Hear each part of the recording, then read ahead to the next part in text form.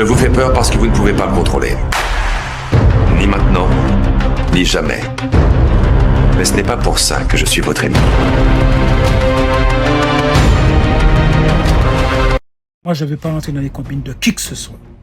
Je préfère prendre une balle et mourir debout que rester vivant et marcher la tête baissée.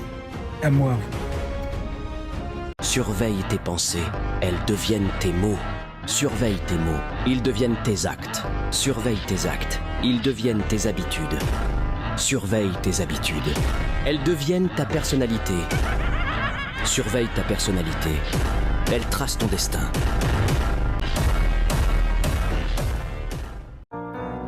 Qui a le droit de m'interdire d'être vivant? Qui peut changer ce que je porte dans mon sang? Qui ose dire qu'il peut m'apprendre les sentiments? Les évangiles ont fait de moi un non-croyant. La vie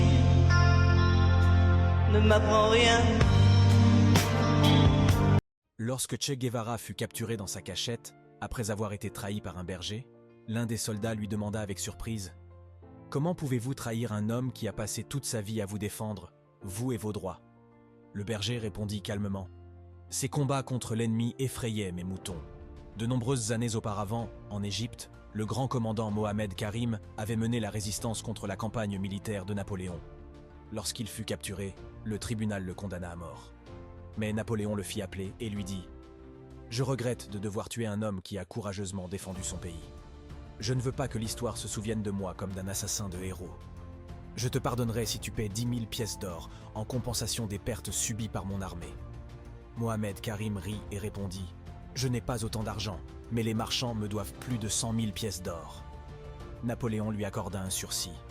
Karim se rendit alors au marché, enchaîné et entouré de soldats qui le gardaient, espérant que ceux pour qui il s'était sacrifié l'aideraient. Mais aucun marchand ne répondit. Au contraire, ils l'accusèrent d'être la cause de la destruction d'Alexandrie et de leur crise. Il retourna vers Napoléon, moralement brisé. Napoléon lui dit alors « Je ne te tuerai pas parce que tu t'es battu contre nous, mais parce que tu as sacrifié ta vie pour un peuple lâche qui préfère le commerce à la liberté. » Mohamed Rachid Rida résuma ainsi « Celui qui se bat pour un peuple ignorant est comme celui qui s'immole par le feu pour éclairer le chemin des aveugles. »